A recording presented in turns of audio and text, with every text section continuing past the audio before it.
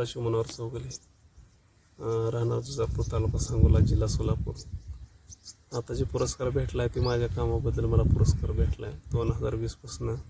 तसं मी 2016पासून डाळिंब क्षेत्रात आहे आणि 2016पासून डाळिंब क्षेत्रात असल्यामुळे 2019-20ला भरपूर पाऊस असताना आणि भरपूर संकट असताना डाळिंब क्षेत्रात त्यात मी चांगली कामगिरी केल्यामुळे मला पुरस्कार भेटला आहे. काय कोणता पुरस्कार आहे ते? उद्यान पंडित पुरस्कार भेटले.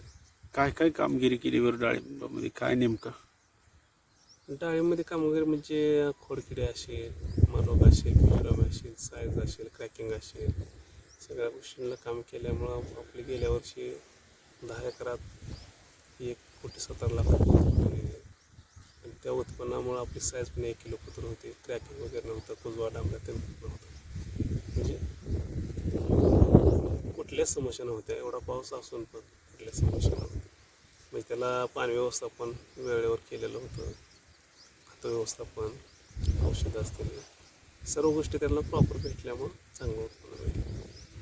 काय कुठलं वाहन आहे ते? कसं मार्केट आहे का आणि किती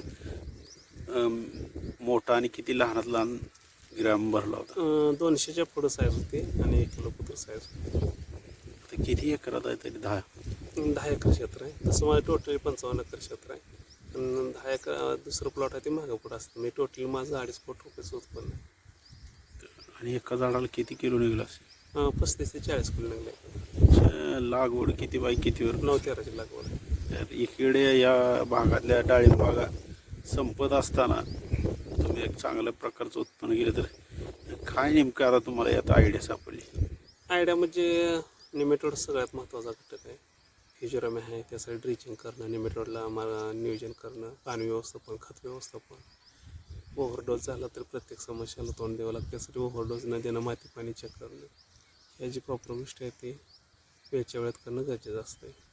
आणि सगळ्यात मोठा मुद्दा म्हणजे पाणी व्यवस्थापन असतं. 4 लिटरचं 2 ड्रिप आठवड्यातून 2दा पाणी देतो. हे पाणी व्यवस्थापन सगळ्यात महत्त्वाचं. तर कुठल्या मार्केटला गेलं ते? जागेवरच गेले.